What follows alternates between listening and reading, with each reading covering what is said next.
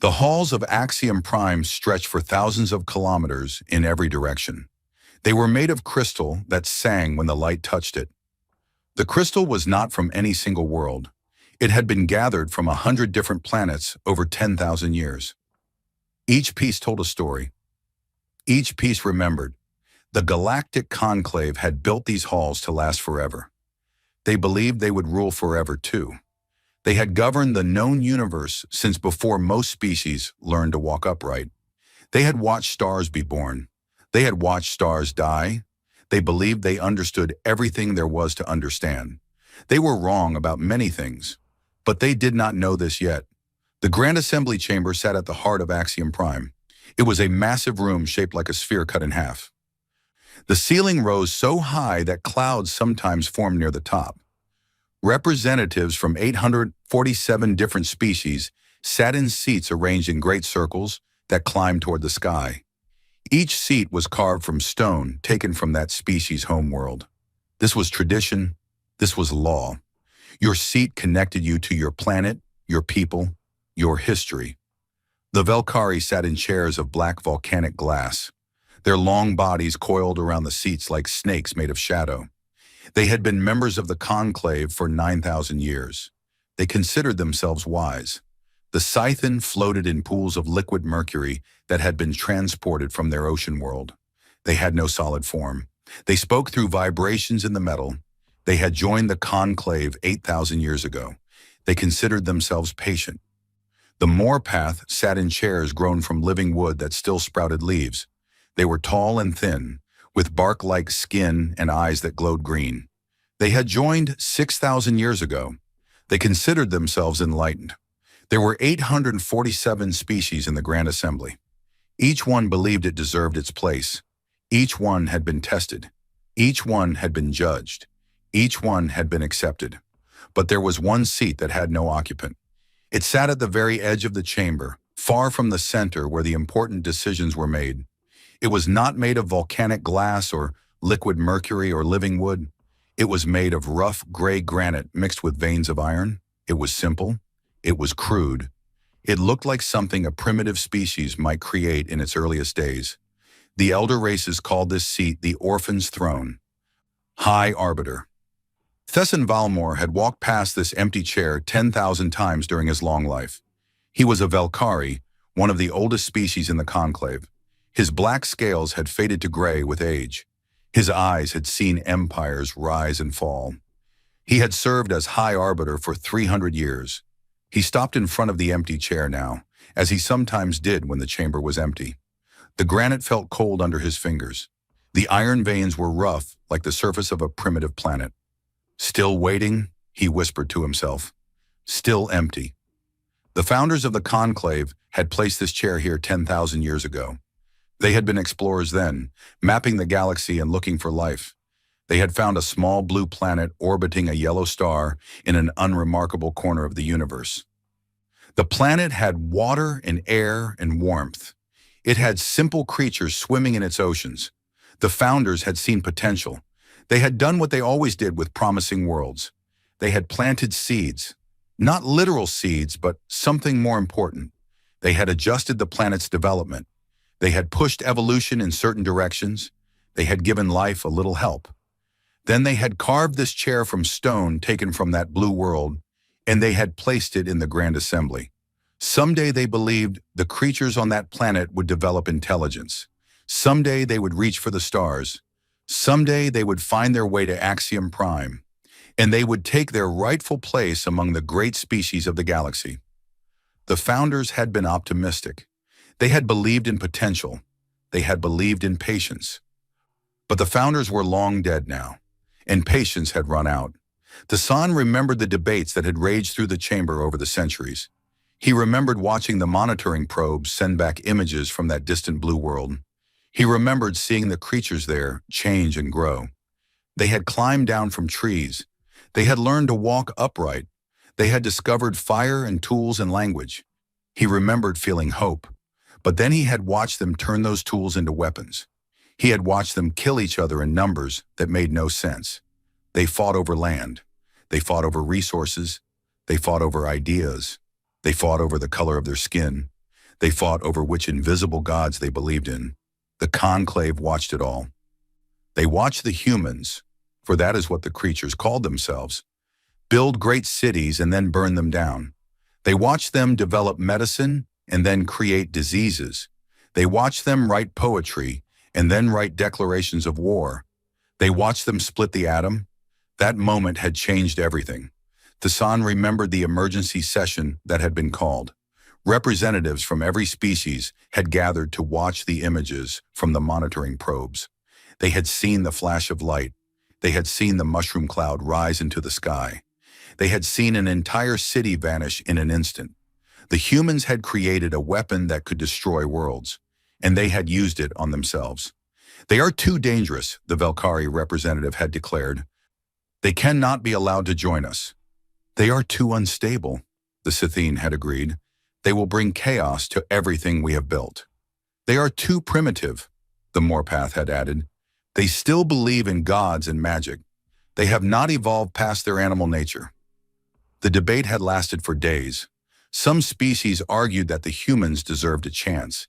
They pointed to human art and music and literature. They pointed to human compassion and love and sacrifice. They argued that every species had dark chapters in its history. But the fear was stronger than the hope. The vote was called. It was unanimous. Humanity's future membership in the conclave was revoked before it was ever offered. The empty chair would remain empty. The experiment had failed. Thassan had voted with the majority. He had believed it was the right thing to do. He had believed they were protecting the galaxy from a species that would only bring destruction. He had not thought about it much since then. There were more important matters to attend to. The conclave governed 847 species across millions of worlds. There were trade disputes to resolve, and treaties to negotiate, and conflicts to prevent.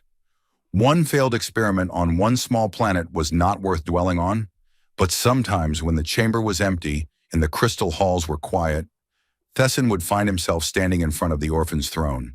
He would touch the rough granite and wonder. The humans had continued to develop after the vote. The monitoring probes kept sending back images, though fewer people watched them now. The humans had walked on their moon. They had sent machines to other planets in their system. They had built a network of communication that connected their entire world. They had also fought more wars. They had also polluted their planet. They had also come close to destroying themselves several times. But they were still there, still alive, still reaching. Thassan found this troubling.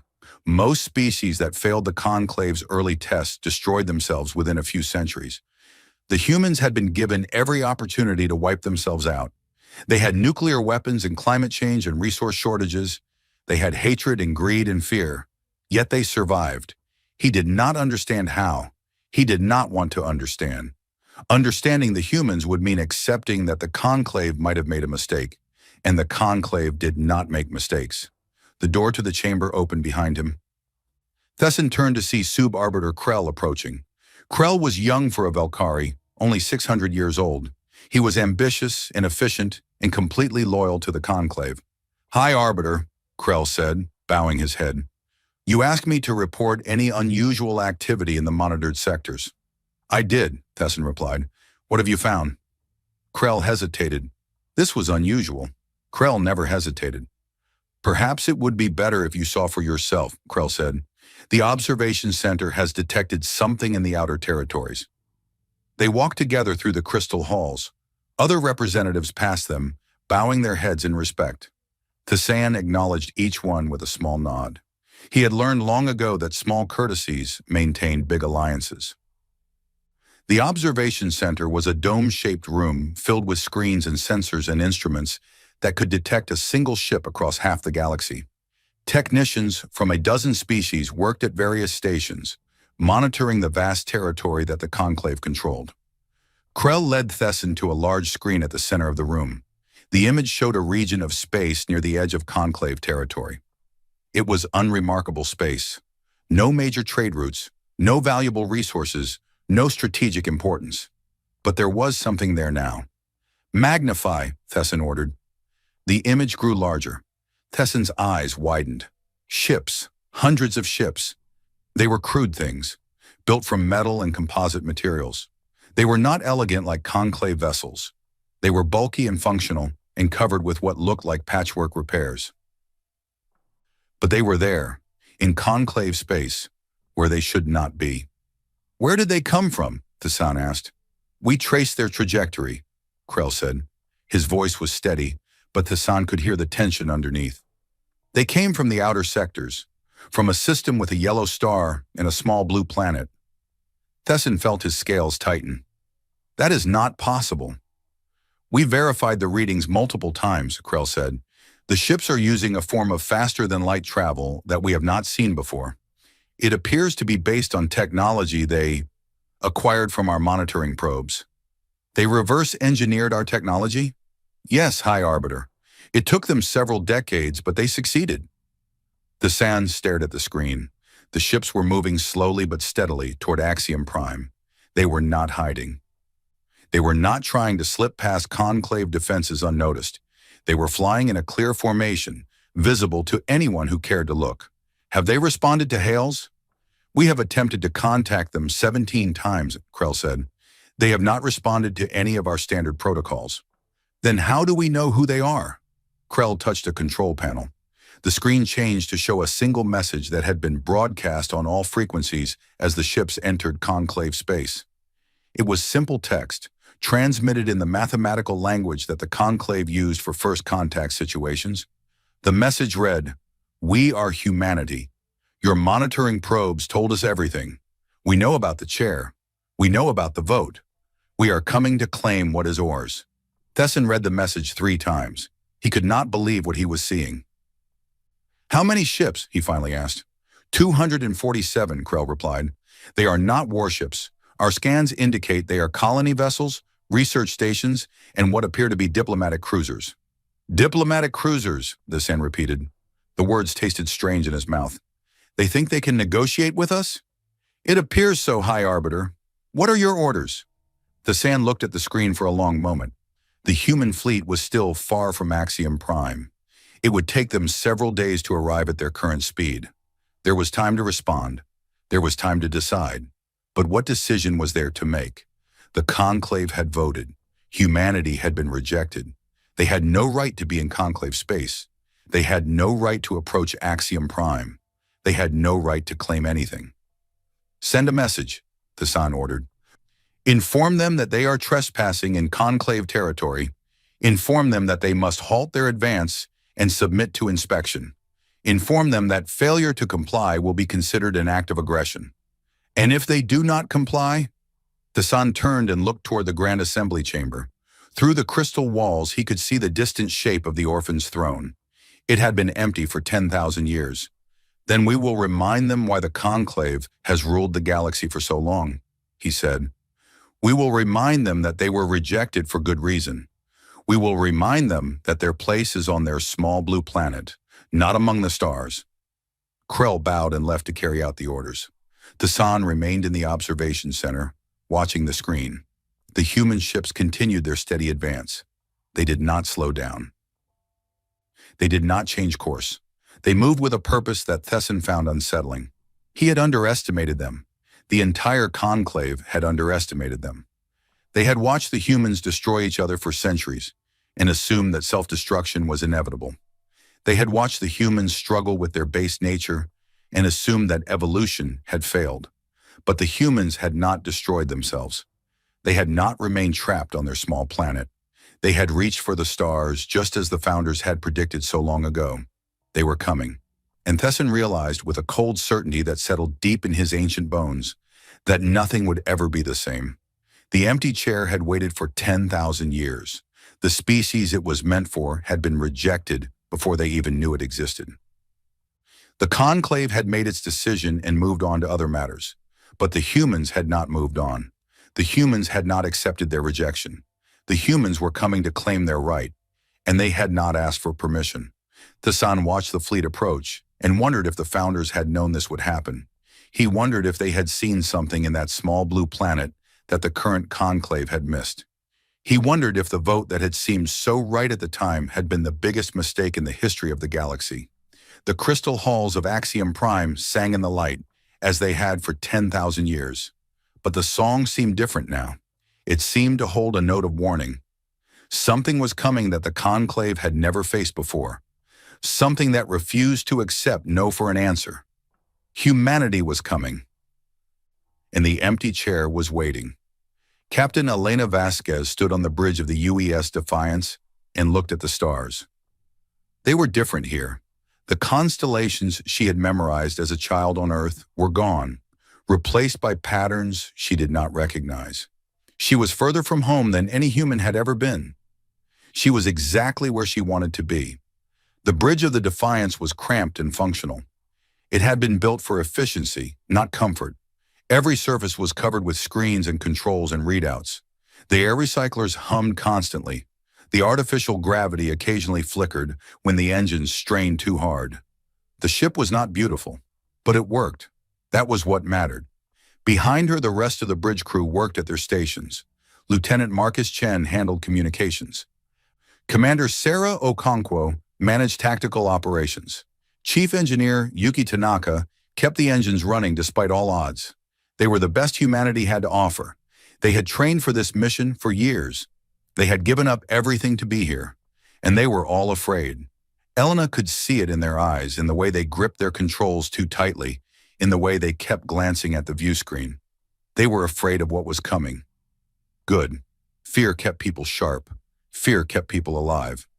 Captain, Marcus said, we're receiving another hail from Axiom Prime. That makes 23. What does it say? Same as the others. We are ordered to halt and submit to inspection. Failure to comply will be considered an act of aggression. Marcus paused. They seemed very serious about the aggression part. Elena smiled. It was not a friendly smile. They should have thought about that before they decided we weren't worth talking to. The view screen showed the space ahead of them. Axiom Prime was still several hours away, but they could already see the Conclave defense fleet that had been dispatched to intercept them. Hundreds of ships, each one larger and more advanced than anything humanity had built. They hung in the space like predators waiting for prey. Elena was not impressed. Sarah, she said, what's your assessment of their fleet? Commander Okonkwo studied her tactical readouts. She was a tall woman with dark skin and sharp eyes. Her grandfather had been a diplomat. Her father had been a soldier. She had inherited skills from both. Their ships are more advanced than ours, she said. Better weapons, better shields, better engines. In a straight fight, they would destroy us in minutes. But they're deployed in a defensive formation. They're not expecting a fight. They're expecting us to stop when we see how outmatched we are. Elena nodded. And that's their weakness. They've never met anyone who didn't stop. She walked to the center of the bridge and looked at the view screen. The Conclave fleet grew larger as they approached. She could make out individual ships now. Elegant vessels of crystal and metal that seemed to flow rather than fly. They were beautiful in the way that a predator is beautiful. Efficient, deadly, perfect. The human fleet was none of those things. The ships were bulky and scarred and held together by repairs and determination. They had been built in secret, hidden from the monitoring probes that watched Earth. They had been designed by scientists who were told that faster-than-light travel was impossible. They had been constructed by workers who knew they might never see their families again. 247 ships, colony vessels carrying hundreds of thousands of civilians who had volunteered to leave everything behind. Research stations packed with equipment and experiments and hope. Diplomatic cruisers that were really just converted freighters with better communication arrays. Not a single weapon among them. This was not an invasion fleet. It was a statement. We're entering their engagement range, Sarah reported. They're powering up weapons. Do they know we're unarmed? They know. Their scans would have detected it immediately. Elena turned to face her crew. They were all watching her, waiting for orders. They trusted her to get them through this. They trusted her to lead them into the unknown. She had never wanted this responsibility. She had been a cargo pilot before all this started, running supplies between Earth and the Mars colonies. She had been good at her job, but unremarkable. She had never expected to be chosen for anything important. But then the transmission had been discovered. One of Earth's deep space monitoring stations had intercepted a signal from the Conclave. It had taken years to decrypt, but when they finally understood what it said, everything changed. The message contained the complete history of the Conclave's observations of Earth. It contained records of the debates about humanity's worthiness. It contained the vote that had rejected them before they even knew aliens existed. It contained the truth. Humanity had been judged. Humanity had been found wanting. Humanity had been dismissed as a failed experiment, too violent and too primitive to join the galactic community. And humanity had never been given a chance to speak for itself. The discovery had changed everything. Governments that had been enemies found common ground. Resources that had been wasted on wars were redirected to space exploration. Scientists who had competed against each other began to collaborate. Humanity had looked up at the stars and realized they were not alone, and that they had been rejected by everyone they would ever meet. Some people had wanted to give up. They had argued that if the galaxy didn't want humanity, then humanity should stay on Earth and mind its own business. They had argued that challenging the conclave was suicide. But most people had felt something else, something older and deeper than fear, something that had driven humanity through every obstacle in its history: anger. They had been judged without a trial. They had been rejected without a chance to prove themselves. They had been dismissed by creatures who had watched them suffer and done nothing to help. The conclave had made a mistake. They had assumed that humanity would accept their decision. They had assumed that a species as young and primitive as humans would know their place. They had not understood humans at all. "Captain," Marcus said, "the lead conclave ship is hailing us directly. They say they want to speak with whoever is in command." Elena straightened her uniform. It was not an elegant uniform, plain gray fabric with Earth's symbol on the shoulder, but she wore it with pride. "Put them through." The view screen flickered. The image of the conclave fleet was replaced by a face that was definitely not human. The creature had pale blue skin that seemed to shimmer in the light. Its eyes were large and completely black. It had no visible mouth, but its voice came through clearly, translated by equipment that humanity had built from stolen technology. "I am Fleet Commander Zorvan of the Galactic Conclave," the creature said. "You are in violation of conclave law. You must halt your advance immediately or face the consequences." Elena looked at the alien face on her screen. This was the first time any human had spoken directly with an alien. This moment would be remembered forever. She needed to choose her words carefully. "I am Captain Elena Vasquez of the United Earthship Defiance," she said. "We are not in violation of any law that we agreed to. We do not recognize the conclave's authority over humanity." There was a pause. Zorvan's expression did not change. His face might not have been capable of changing, but Elena sensed surprise in his silence. "Your recognition is not required," Zorvan said. "Conclave law applies to all species within our territory. You have entered our territory without permission. This is trespassing." "We didn't ask for permission," Elena replied. "We didn't ask because we knew you would say no. You already said no. 10,000 years ago, you built a chair for us. Then you voted to never let us sit in it. You judged us without meeting us. You rejected us without hearing us." Another pause, longer this time. "How do you know about the chair?" Elena smiled. "You left probes watching our planet for 10,000 years. You thought we wouldn't notice? You thought we wouldn't eventually figure out how to intercept your transmissions?" She leaned forward. "We know everything, Fleet Commander. We know about the debates. We know about the vote. We know that you watched us suffer through wars and plagues and disasters, and you did nothing. You could have helped us. You could have guided us. Instead, you watched us like we were animals in a zoo." "You were not ready," Zorvan said. "You are still not ready. Your species has not evolved past its violent nature. You would bring chaos and destruction to everything the Conclave has built." "Maybe," Elena said. "Or maybe you just didn't want competition. Maybe you were comfortable being the ones in charge. And you didn't want some young species coming along and challenging your authority. This is absurd. The Conclave has maintained peace in the galaxy for 10,000 years. We do not fear competition. We simply have standards. Standards that your species has failed to meet." Elena turned to look at her crew. They were watching her with pride. They were afraid, but they were also determined. They had not come this far to turn back now. "Here's what's going to happen," Elena said, turning back to the screen. "We're going to continue our advance to Axiom Prime. We're not going to fire on anyone. We're not going to threaten anyone. We're just going to fly right through your fleet and park ourselves in orbit around your capital. We will not allow that. Then you'll have to destroy us. 247 ships, hundreds of thousands of unarmed civilians, scientists and teachers and children. You'll have to kill them all while the entire galaxy watches. Elena paused. How do you think that will look? The mighty conclave, slaughtering helpless refugees because they dared to ask for a seat at the table? Zorvan was silent. We're not here to fight, Elena continued. We're here to talk. We want what you promised us 10,000 years ago, a place in the galactic community. We want the chance to prove ourselves. We want to be judged fairly by our actions, not by the fears of creatures who never bothered to meet us. The decision has already been made. The vote was held. Humanity was rejected. Then hold another vote. Let us make our case. Let us show you who we really are, not who you assumed we would be. The communication ended abruptly. The view screen returned to showing the conclave fleet. Well, Mom, Marcus said, that went well. Elena laughed. It was not much of a laugh, but it helped break the tension.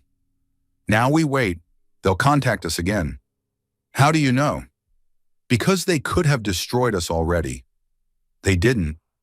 That means someone is thinking about what I said. Someone is wondering if maybe we have a point. She was right. 3 hours later, as the human fleet approached the conclave's defensive line, another message came through. It was not from Fleet Commander Zorvan. It was from Axiom Prime itself. The message was brief. The Grand Assembly has agreed to receive a representative from your fleet. One ship may proceed to Axiom Prime. All others must remain at their current position. This is not a negotiation. Elena read the message twice. It was not much. It was barely anything at all. But it was a crack in the wall. It was proof that the conclave was not as unified as it pretended to be. One ship, Sarah said. That's a trap. They'll take you hostage. Maybe, Elena agreed, but we didn't come all this way to stop at the door. She stood up and addressed the entire fleet through the communication system. Her voice was broadcast to every ship, heard by every human who had made this journey. This is Captain Vasquez. The conclave has agreed to receive one ship at Axiom Prime. The rest of the fleet will remain here and wait. I know this is not what we hoped for. I know you wanted to fly into their capital with all flags waving, but this is a start. This is our foot in the door. She paused, gathering her thoughts. Humanity has been waiting for this moment for 10,000 years. Even if we didn't know it, we were judged and rejected by creatures who never bothered to meet us. They decided we weren't worthy based on our worst moments. They saw our wars and our cruelty and our mistakes, and they thought that was all we were. Elena looked at the view screen, at the alien fleet that blocked their path, at the stars that had seemed so far away just a few generations ago. They were wrong. We are more than our worst moments. We are also our best moments, our art and our music, our compassion and our love, our stubborn refusal to give up even when everything seems hopeless. We walked on our moon, we cured diseases, we built machines that let us talk to each other across oceans. We kept dreaming of the stars even when we didn't know if we would ever reach them. Her crew was watching her. Hundreds of thousands of humans across 200 ships were listening. We didn't ask for permission to come here. We didn't beg for acceptance. We built our own ships and we taught ourselves to fly them, and we crossed the galaxy because that's what humans do. We don't wait to be invited. We don't accept being told that we're not good enough. We prove ourselves through our actions. She took a breath. I'm going to Axiom Prime. I'm going to walk into their assembly and tell them that humanity deserves a chance. I don't know if they'll listen. I don't know if we'll succeed. But I know this. We didn't come all this way to fail. We came here to claim our right, and we will not stop until we do. The response was silence at first. Then slowly a sound began to build. It was coming from the communication system. It was coming from every ship in the fleet. Applause, cheering, hope. Elena closed the channel and turned to her crew. They were all smiling now, even through their fear. Set course for Axiom Prime, she ordered. Full speed ahead. What about the conclave fleet? Marcus asked. They haven't moved out of our way. Elena looked at the alien ships blocking their path. They were beautiful and deadly and completely certain of their own superiority. "They'll move," she said. And they did. As the Defiance accelerated toward Axiom Prime, the Conclave fleet slowly parted. It was not a retreat. They were too proud for that. It was more like a reluctant acknowledgement. They could not destroy an unarmed ship without proving everything Elena had said about them. So they watched. They watched as a single ugly human ship flew past their gleaming fleet. They watched as Elena Vasquez approached their capital with nothing but words and determination and the weight of 10,000 years of unfair judgment behind her. They did not know it yet, but the galaxy was about to change. Humanity had arrived, and they had not asked for permission. David Okonkwo had never wanted to be a diplomat. He had wanted to be a musician. As a child growing up in Lagos, he had spent every free moment playing the piano his grandmother had kept in her small apartment. He had learned songs from all over the world. He had dreamed of playing in concert halls and recording albums and sharing music with anyone who would listen. But his father had been a diplomat. His grandfather had been a diplomat. His great-grandfather had helped negotiate treaties in the years after the colonial era. The Okonkwo family had a tradition of speaking for others, of finding common ground, of turning enemies into allies through patience and words. David had fought against this tradition for years. He had insisted that he would choose his own path. He had studied music in university and formed a jazz band and played in small clubs across West Africa. But when humanity intercepted the Conclave's transmissions, everything changed. Suddenly, the world needed diplomats more than ever. Suddenly, the skills that had been passed down through his family for generations became the most important skills humanity possessed. And so David had put down his music and picked up the weight of representing his entire species. He stood now in the center of the Grand Assembly Chamber, the largest room any human had ever entered. The crystal ceiling stretched so far above him that he could not see it clearly. Representatives from 847 species sat in their homeworld seats, arranged in great circles that climbed toward the sky. Every eye was on him. He was completely alone. Captain Vasquez had brought him here on the Defiance, but she had been forced to remain on the ship. The Conclave had agreed to receive one representative, and only one. David had volunteered immediately. He had been preparing for this moment for years, studying every piece of data humanity had gathered about the Conclave and its members. He had studied the Valkyrie and their love of order and hierarchy. He had studied the Scythen and their patience and their long memories. He had studied the Morpath and their complex system of honor and shame.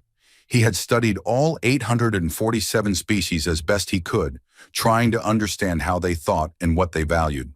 Now he stood before them all, and he realized that no amount of study could have prepared him for this moment.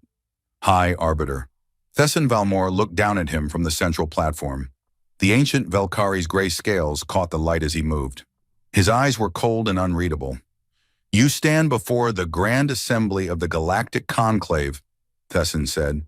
His voice echoed through the massive chamber. "You have been granted this audience against the wishes of many. Do not waste this opportunity." David bowed his head slightly, the gesture of respect he had practiced 1,000 times. "I am grateful for this audience. I am Ambassador David Okonkwo, and I speak for humanity." Humanity, Thesson repeated the word as if it tasted bitter. "We know of humanity. We have watched your species for 10,000 years. We have seen what you are capable of."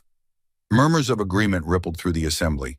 David heard words in languages he did not understand, translated by the small device hidden in his ear. Primitive, violent, unworthy. "You have invoked the ancient right of petition," Thesson continued. "You claim that humanity deserves a place among the species of the Conclave. Before we consider this claim, we must first establish whether you have the standing to make it.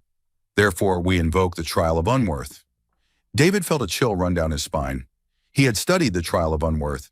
It was an ancient protocol designed to humiliate young species into abandoning their petitions. No species had ever passed it. Most gave up before it was finished. "The trial of Unworth consists of 5 challenges," Thesson explained. "Humanity will be judged on its technological contribution, its cultural value, its diplomatic stability, its resource management, and its spiritual evolution. Failure in any challenge will end your petition permanently." Do you accept these terms? David looked around the chamber. 847 species watched him, waiting for him to fail. They expected him to refuse or to give up or to prove himself unworthy through his actions. I accept, he said. The trial began immediately. The Velkari were the first to present their challenge. A representative slithered forward, his long body moving with unsettling grace. He carried a device that projected images into the air above the assembly. The first challenge concerns technological contribution, the Velkari said. A species that joins the conclave must demonstrate that it can add to the collective knowledge of the galaxy. Let us examine what humanity has contributed. The images appeared. They showed early human tools, crude stone axes and wooden spears. They showed the progression of human technology through the ages. The invention of the wheel, the development of writing, the construction of buildings. Your species is young, the Velkari continued. In the time that humanity has existed, the conclave has mapped the movements of stars and developed technologies that your scientists cannot even imagine. You have achieved nothing that we did not achieve billions of years ago. More images appeared. They showed human weapons, swords and guns and bombs. They showed the destruction of Hiroshima and Nagasaki. They showed nuclear tests and missile launches and military parades. And when you did develop technology of significance, you used it to destroy each other. You split the atom and immediately built weapons. You discovered the secrets of genetics and immediately tried to create super soldiers. Your technological progress is inseparable from your violent nature. The assembly murmured in agreement. David waited until the Velkari was finished, then spoke. Everything you have shown is true, he said. Humanity has created weapons. We have used technology for destruction, but that is not the whole story. He reached into his pocket and pulled out a small device. It was a translator similar to the one in his ear, but far more advanced. He had built it himself, using technology reverse-engineered from conclave monitoring probes. Your probes watched Earth for 10,000 years, David said. We found one of them. We took it apart. We studied it. We learned from it. He held up the translator. This device can translate any language in your database into any other language in your database, in real time. Your translators are better, I'm sure, but we built this from nothing. We built this without help, without teachers, without any of the resources you have access to. He set the translator on the floor in front of him. You had billions of years to develop your technology. We had a few decades with a single broken probe, and we caught up enough to get here, to stand in this chamber, to speak with you face to face. He looked at the Velkari. That is our contribution. Not what we have already done, but what we are capable of doing. We learn fast. We adapt fast. We never stop trying to understand. The assembly was silent. David could not tell if his words had made any impact. The second challenge was presented by the Scythene. A pool of liquid mercury rose from one of the seats and flowed toward the center of the chamber, forming into a shifting, fluid shape. The second challenge concerns cultural value, the Scythene said. Its voice came from vibrations in the metal, translated by David's device. A species that joins the conclave must demonstrate that it can contribute to the art and thought of the galaxy. Images appeared again. This time they showed human art, paintings and sculptures and buildings. But the images were selected carefully. They showed religious icons and statues of conquerors and monuments to war. They showed art that celebrated violence and power and domination. Your culture is obsessed with death, the Scythian observed. Your stories are about battles and conflicts. Your heroes are warriors. Your art glorifies destruction. David listened to the accusations. He had prepared for this moment. May I show you something? He asked. The assembly agreed. David connected his translator to the chamber's display system. It had taken him weeks to figure out how to do this, but he had managed. Music filled the chamber. It was Beethoven's Ninth Symphony, the fourth movement, the Ode to Joy. The alien representatives listened in silence as the music swelled and grew. David watched their reactions. He could not read most of their expressions, but he saw movement. He saw stillness. He saw something that might have been attention. When the music ended, he spoke again.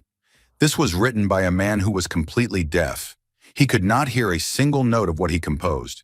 He wrote it anyway because he believed that music was worth creating even if he would never experience it himself. David paused. You showed images of our violence. You didn't show this. You didn't show the millions of humans who create beauty every day, who paint and write and dance and sing, not because they will be rewarded, but because creation is part of who we are. He played another piece of music. It was a recording of a woman singing a song from Mali, ancient and beautiful and full of longing. This is a song that has been passed down for generations. It tells the story of a mother who lost her child to disease. It is sad and painful and honest. We create this because we need to express what we feel. We create this because sharing our pain makes it easier to bear. The Scythian did not respond immediately. David could not tell if the strange creature was moved or merely processing information. The third challenge was presented by the Moorpath. The tall, bark-skinned alien rose from his chair of living wood and spoke in a voice like wind through leaves. The third challenge concerns diplomatic stability.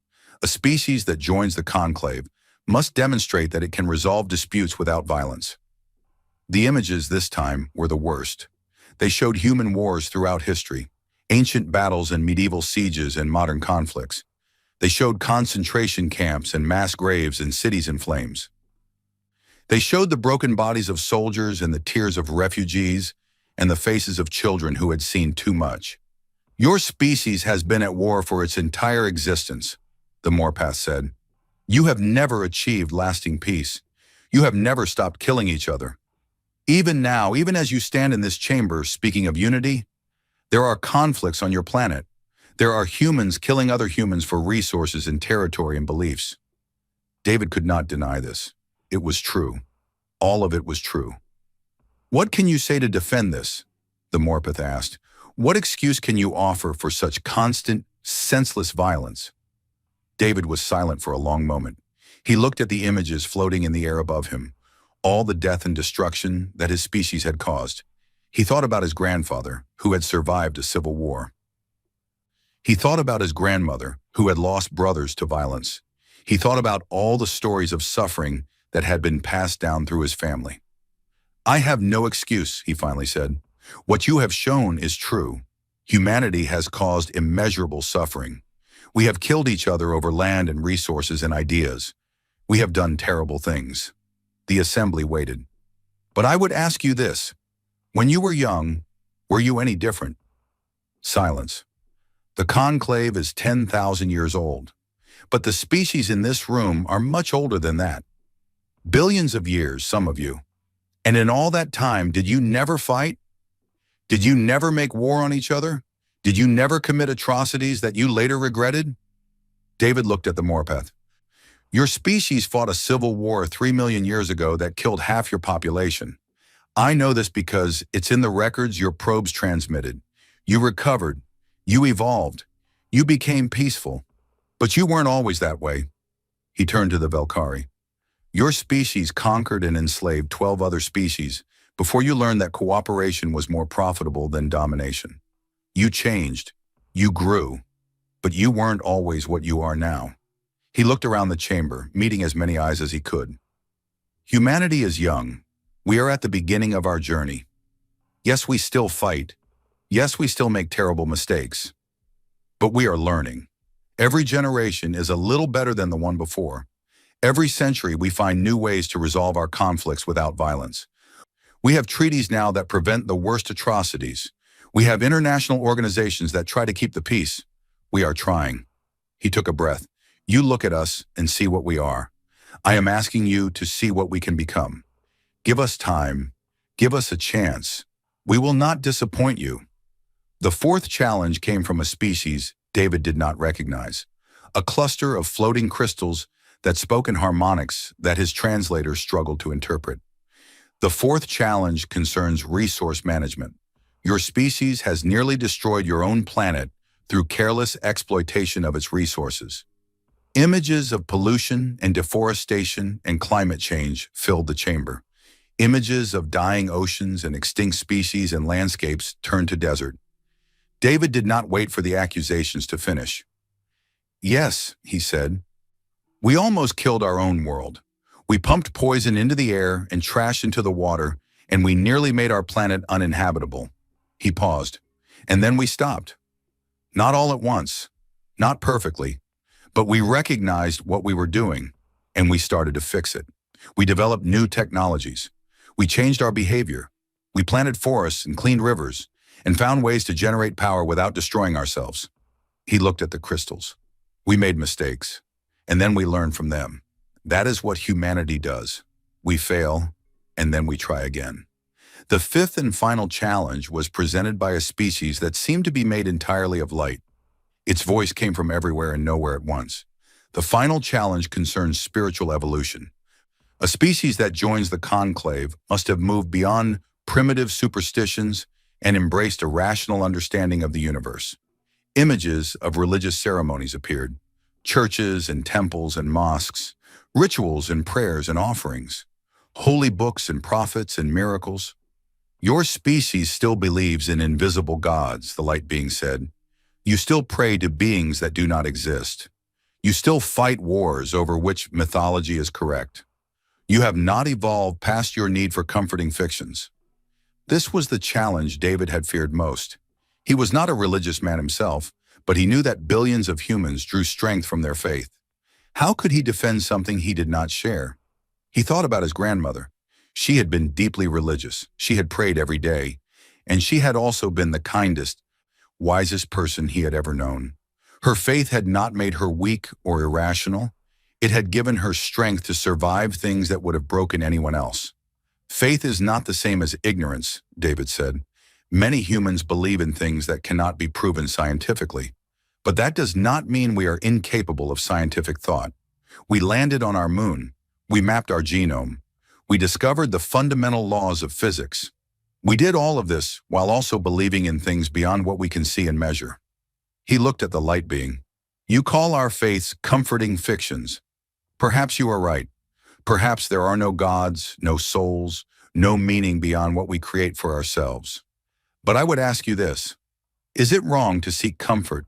Is it wrong to look for meaning in a universe that often seems cold and empty? Is it wrong to believe that there might be something more than what we can observe? He spread his hands. Humanity's religions have caused great harm. I will not deny that. But they have also inspired great acts of love and sacrifice and compassion. They have given people the strength to endure unimaginable suffering. They have created communities and traditions that have lasted for thousands of years. He paused. We are not perfect, but we are trying to understand ourselves and our place in the universe. Isn't that what spiritual evolution really means? The 5 challenges were complete. David stood in the center of the chamber, exhausted and uncertain. He had done his best. He had defended humanity as well as he could, but he did not know if it was enough. High Arbiter Thesson Valmore rose from his seat. The trial of unworth is complete, he announced. The assembly will now deliberate. The human representative will withdraw while we discuss. David bowed his head and walked toward the exit. The crystal doors seemed impossibly far away. Every step felt like a mile. He could feel 847 species watching him, judging him, deciding the fate of his world. As he reached the doors, a voice stopped him. Human, he turned. It was the Moorpath representative, the one who had presented the challenge about diplomatic stability. Your music, the Moorpath said. The first piece you played. What was it called? The Ode to Joy, David replied. The Moorpath was silent for a moment. Its green eyes seemed to glow brighter. It was beautiful, the alien said. I have not heard anything like it in 3 million years. David nodded slowly. Thank you. He walked out of the chamber, not knowing if humanity had been saved or condemned. But for the first time since he had arrived on Axiom Prime, he felt something like hope. Perhaps the galaxy was not as closed as it seemed. Perhaps there was room for humanity after all. The vote was held behind closed doors, as all important conclave votes were. The representatives of 847 species deliberated for 3 days while David Okonkwo waited on the defiance. He did not sleep. He barely ate. He spent hours staring at the view screen, watching the crystal spires of Axiom Prime glow against the blackness of space. Captain Vasquez tried to comfort him, but there was nothing to say. Either humanity would be accepted or it would not. Either their long journey had meant something or it had been for nothing. On the fourth day, the message came. The vote was 712 against and 135 in favor. Humanity's petition had been rejected. David read the message 3 times before the words truly sank in. All his preparation, all his arguments, all his hope, none of it had been enough. The conclave had listened to him speak about music and progress and potential, and they had voted no anyway. He walked to the bridge in silence. The crew watched him with worried eyes. Elena stood at the center of the room, her face unreadable. "We failed," David said. His voice sounded hollow even to himself. "They rejected us." Elena nodded slowly. She had expected this outcome. She had prepared for it. "What now?" someone asked. David could not tell who. "Now," Elena said, "we wait." It seemed like a strange thing to say. What were they waiting for? The conclave had made its decision. There was nothing left to do but go home and accept defeat. But Elena knew something that David did not. She had been a cargo pilot for 20 years before she became a captain. She had learned how to read people and how to read markets. She understood that every decision created winners and losers, and that the losers often wanted something different than the winners. The rejection had not been unanimous. 135 species had voted in favor of humanity. That was a minority, but it was not nothing. It meant that nearly 1 in 6 representatives had been willing to go against the majority. It meant that the conclave was not as unified as it pretended to be. Elena was waiting for those 135 species to make their move. The first contact came 2 days later. A small ship approached the human fleet, requesting permission to dock with the Defiance. It was not a conclave vessel. It was private, belonging to a species called the Kreth Collective. Elena had studied them, hive-minded engineers who communicated through chemical signals and built some of the most advanced technology in the galaxy. She granted permission. The Kreth representative was unlike any alien David had met. It looked like a mass of connected insects, each one about the size of a human thumb. Together they formed a rough approximation of a humanoid shape, constantly shifting and reforming as individual units moved around. "We watched your trial," the Kreth said. Its voice was created by hundreds of tiny wings vibrating in unison. "We were fascinated." "Fascinated," David repeated. "Why?" "Because you reminded us of ourselves. Many cycles ago, when our collective was young, we were rejected by the conclave for similar reasons.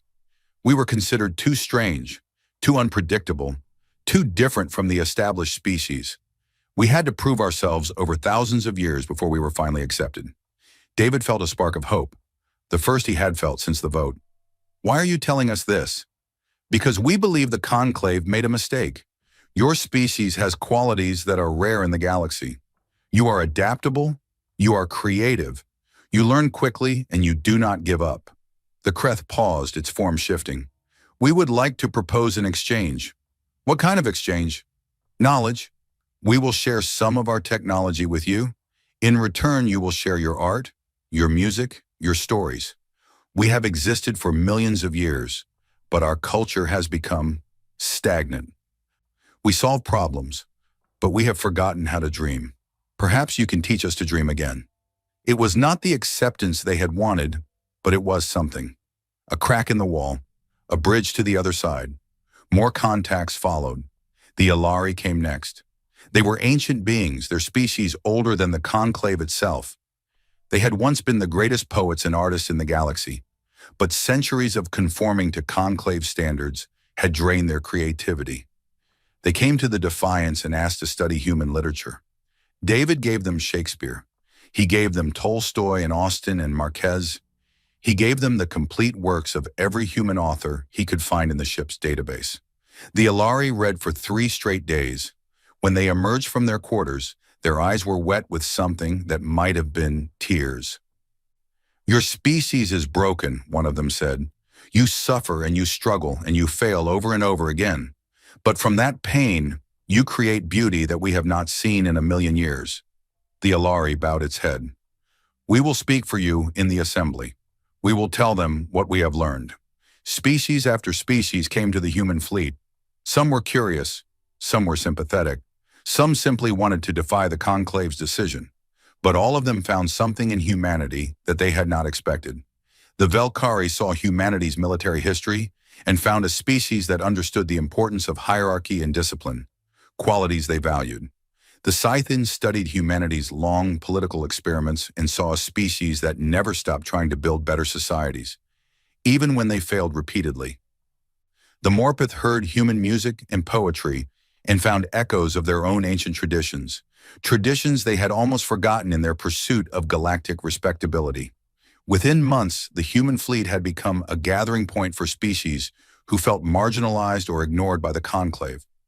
Ships from dozens of worlds orbited around the Defiance, forming an unofficial community that the conclave could not control. Elena named it New Geneva, after the city on Earth that had once been the center of international diplomacy. High Arbiter Thesson Valmore was not pleased. He called an emergency session of the Grand Assembly and demanded that all species cease their contact with humanity. He reminded them that the vote had been held, the decision had been made, and humanity had been rejected. Any species that continued to associate with the human fleet was undermining the authority of the conclave. "We have maintained order in this galaxy for 10,000 years, the San declared. We have done so by speaking with one voice, by enforcing our decisions, by refusing to allow chaos to spread. The humans are chaos. They are disruption. They must be contained." But it was too late.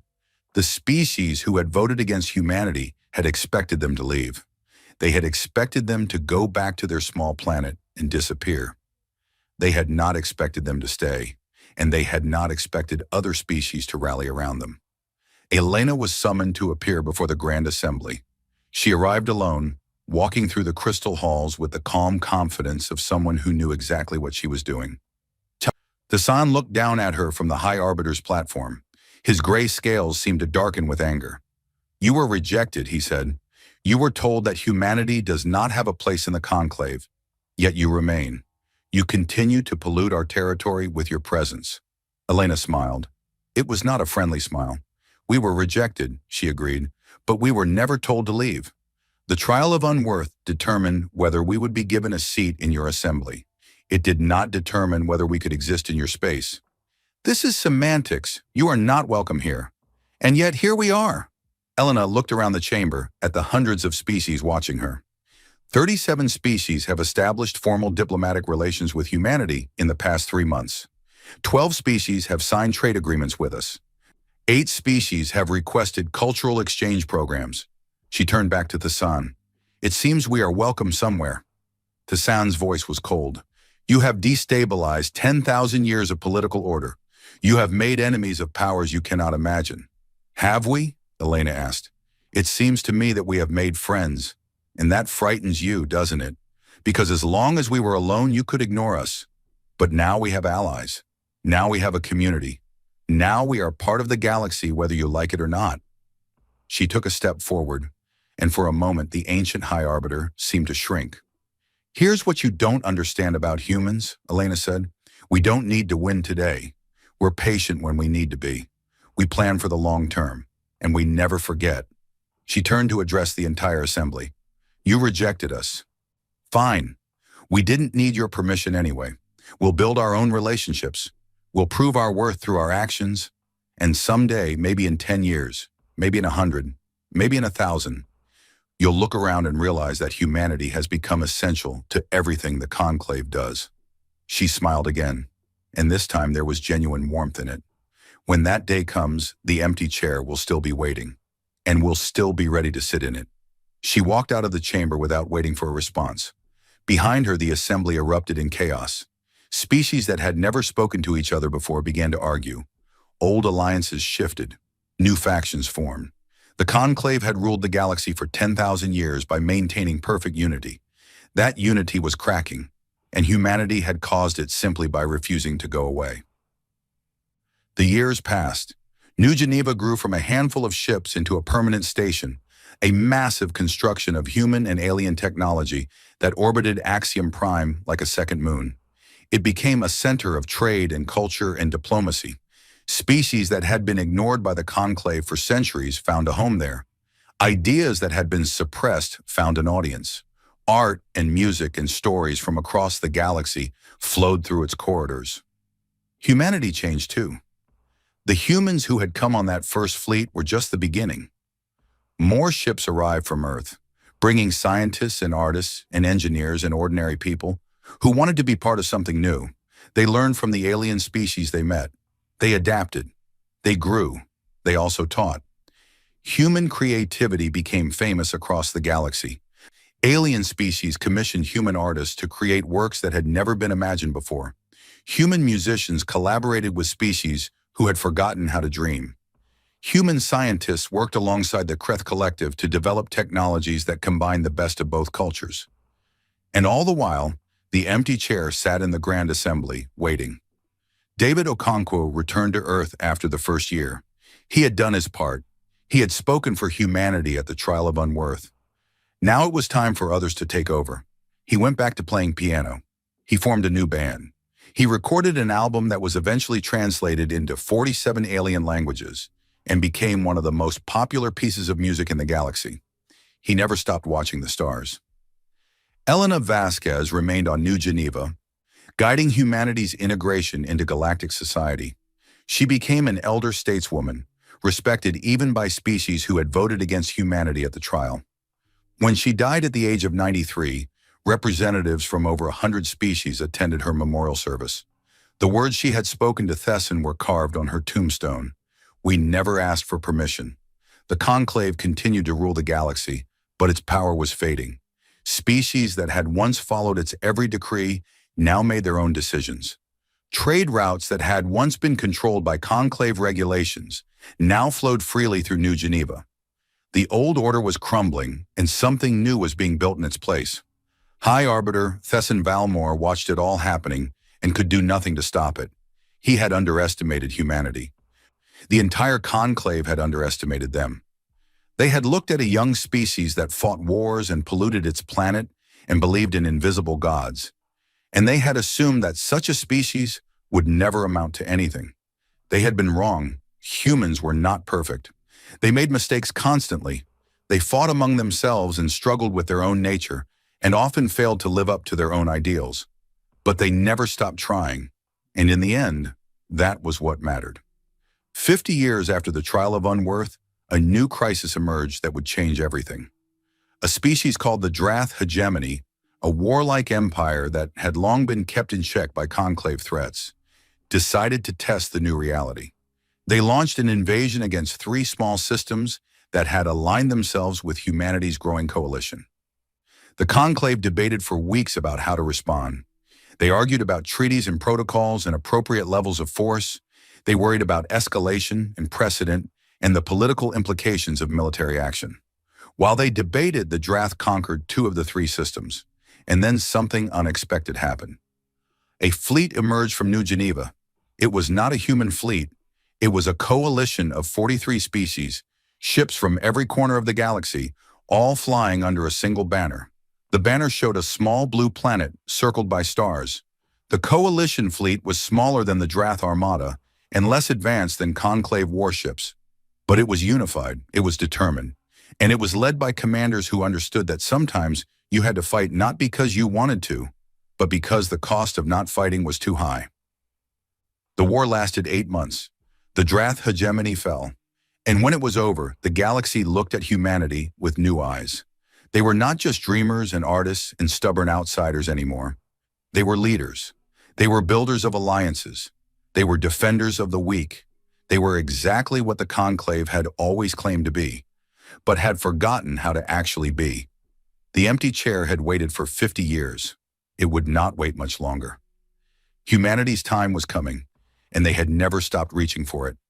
Amara Okonkwo was 6 years old when her grandfather told her about the empty chair. They sat together on the balcony of his home in Lagos, watching the sun set over the ocean. David Okonkwo was old now, his hair completely gray, and his hands not as steady as they once were. But his eyes were still sharp, and his mind was still clear, and he still played the piano every evening after dinner. "There is a chair on Axiom Prime," he told her. "It was carved from the stone of our world 10,000 years ago." It was meant for humanity, but the aliens decided we were not worthy of sitting in it. Amara listened with the intensity that only children possess.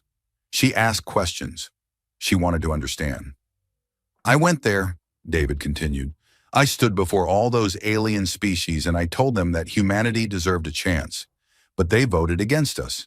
They said we were too violent, too primitive, too young. That's not fair, Amara said. No, it wasn't. David smiled at his granddaughter. But sometimes life isn't fair. The important thing is what you do when life isn't fair. Do you give up? Or do you keep fighting? You keep fighting, Amara said immediately. That's right. David put his hand on her head.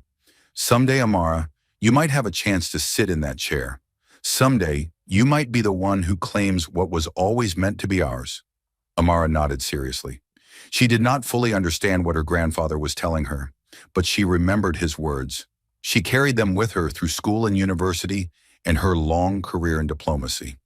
And now, 50 years later, she stood before the crystal doors of the Grand Assembly Chamber, preparing to keep the promise she had made on that balcony so long ago.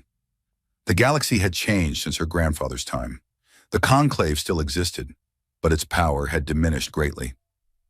New Geneva had grown from a gathering of ships into a major political force, an alternative center of power that offered species a different way of participating in galactic affairs.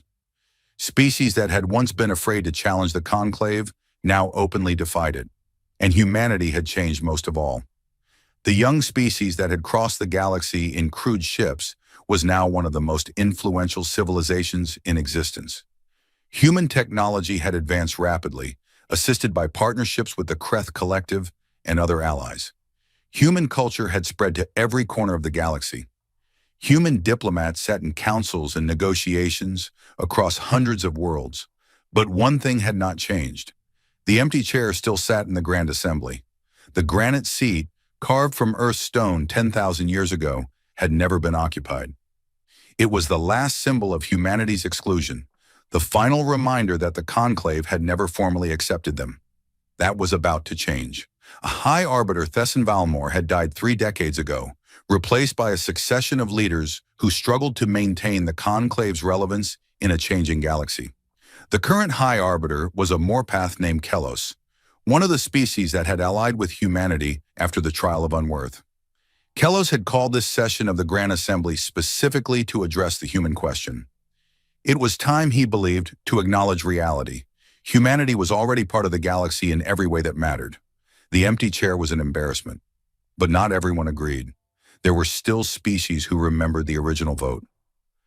There were still representatives who believed that humanity was too dangerous, too unpredictable, too human to be trusted with a seat in the conclave. The old fears had not entirely disappeared. The debate had been raging for months. Factions had formed and dissolved. Alliances had shifted. The entire political structure of the conclave had been shaken by the question of whether to give humanity what it had always claimed as a right. And through it all, Amara had waited. She had learned patience from her grandfather. She had learned that sometimes the best strategy was simply to outlast your opponents. She had spent her entire career building relationships, earning trust, demonstrating through her actions that humanity could be a positive force in the galaxy. Now all that work was coming to a conclusion. The crystal doors opened. Amara walked into the Grand Assembly chamber alone. She was not announced. She was not escorted by guards or accompanied by assistants. She simply walked in, as her grandfather had walked in 50 years before. The chamber was exactly as he had described it. The crystal ceiling stretched toward infinity. The seats rose in great circles toward the sky. Representatives from 847 species watched her approach. But there was one difference now. The seats were not all full. Many of the species that had voted against humanity at the Trial of Unworth had aligned themselves with New Geneva in the decades since. They no longer attended conclave sessions or attended only when matters directly affected them. The great circles that had once been packed with representatives now had empty spaces, seats abandoned by species that had found a better way. Amara walked through the chamber without stopping. She passed representatives who watched her with curiosity or hostility or something in between. She walked past the central platform where High Arbiter Kelos stood, His bark-like skin creased with what might have been concern. She walked all the way to the edge of the chamber, to the rough granite chair with veins of iron, to the orphan's throne, and she sat down. The chamber erupted. Voices shouted in 100 languages. Representatives rose from their seats. Guards moved toward Amara, their weapons raised. The chaos was absolute. "This is unacceptable," a Velkari representative screamed. "She has no right. Remove her," another voice demanded. "She is trespassing." "The vote has not been held. This is a violation of protocol." High Arbiter Kelos raised his hands for silence. The guards stopped their advance, waiting for orders. The chamber gradually quieted, though the tension remained thick enough to cut. "Minister Okonkwo," Kelos said, his voice carrying through the chamber, "what you are doing is unprecedented. The Assembly has not yet voted on humanity's admission. You cannot simply claim this seat without permission." Amara remained seated. She looked at the High Arbiter calmly. "With respect, High Arbiter, I disagree." "You disagree? This is not a matter of opinion. It is a matter of law. The conclave has procedures. They must be followed." Amara stood up slowly, not because she was leaving the chair, but because she wanted everyone in the chamber to hear what she was about to say. "This chair was made from earth," she said. Her voice was steady and clear. "It was carved from the stone of my world 10,000 years ago. It was placed in this chamber as a promise that someday humanity would take its place among the species of the galaxy." She looked around the chamber, meeting as many eyes as she could. "That promise was broken. Before we knew you existed, before we had a chance to speak for ourselves, you voted to reject us. You decided that we were unworthy based on the mistakes we made while we were still learning to walk upright. You judged us by our worst moments and ignored our best." The chamber was silent. "My grandfather stood where I am standing now, 50 years ago. He defended humanity against 5 challenges designed to humiliate us. He played Beethoven for species who had forgotten how to dream. He asked for nothing but a chance to prove ourselves." Amara paused. "You rejected him. You voted against humanity by a margin of 712 to 135, and then you expected us to leave." She smiled, the same smile her grandfather had smiled, and his grandmother before him. "We didn't leave. We stayed.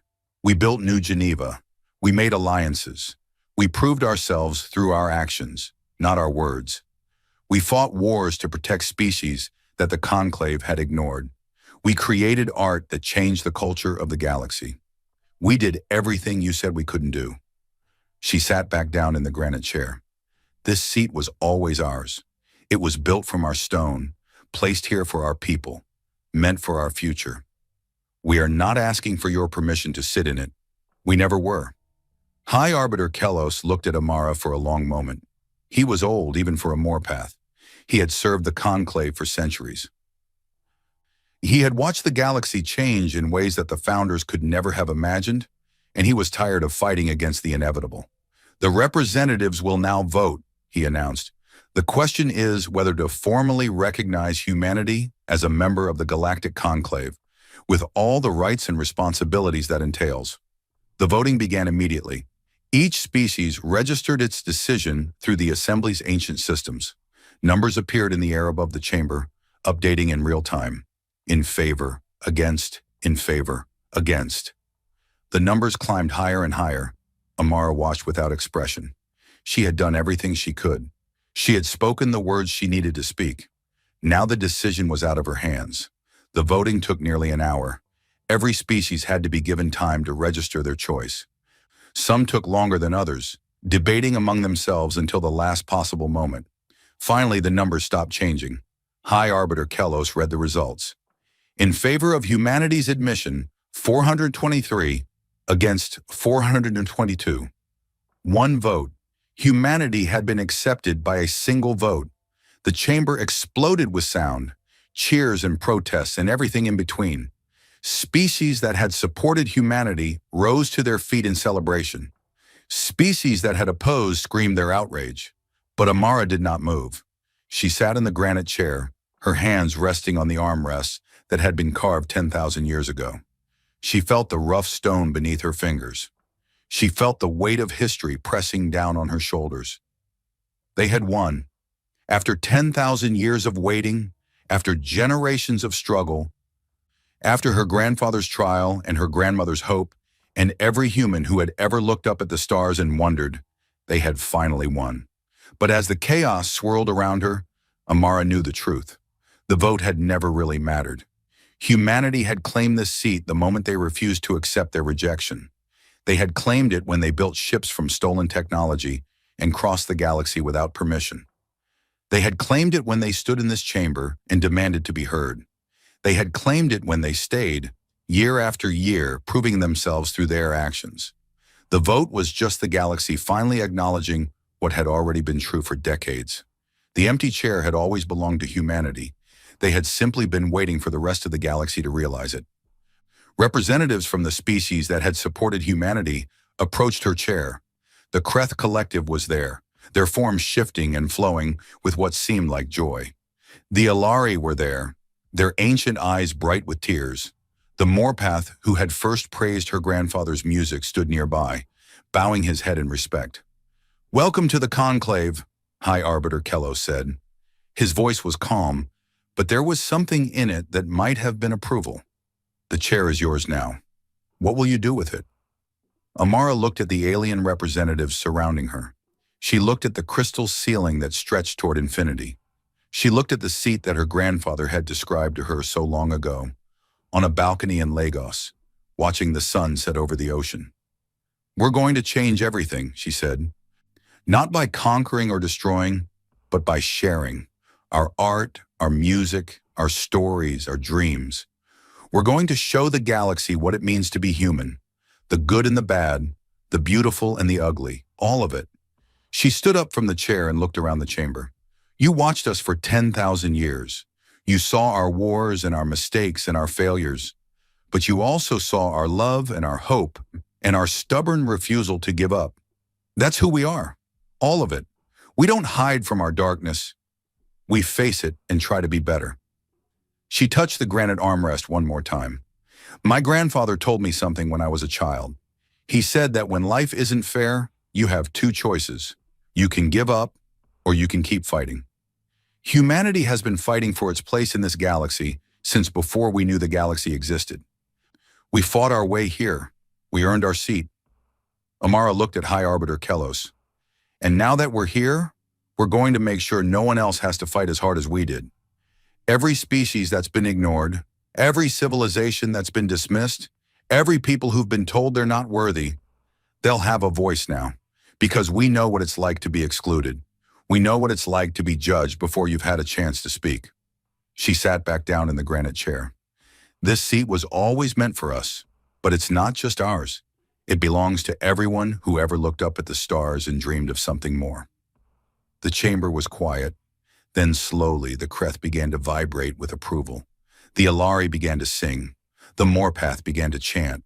Species after species joined in, creating a sound that had never been heard in the Grand Assembly before. A celebration of something new, something different, something human. Amara sat in the chair and let the sound wash over her. Her grandfather had been right. You keep fighting until you win. And humanity had won. Not through conquest or violence or threats. Not through superior technology or military might. Through stubbornness. Through creativity. Through the simple, powerful refusal to accept that they didn't belong. The empty chair was empty no more. And the galaxy would never be the same. Far away on a small blue planet orbiting a yellow star, a statue stood in a public square. It showed a man at a piano, his hands raised above the keys, his face turned toward the sky. The inscription at the base of the statue read, "David Okonkwo, the first to speak for humanity, the first to believe we deserved our place among the stars." In the same square, children played games that mixed human traditions with alien ones. Musicians performed songs that blended Earth's music with melodies from 100 other worlds. Families gathered to watch the night sky, pointing out constellations that now had different meanings than they once had. Humanity had reached the stars, and the stars had reached back. The chair that had waited 10,000 years was finally occupied. Not because permission had been granted, but because the right had been claimed, and that in the end was the most human thing of all.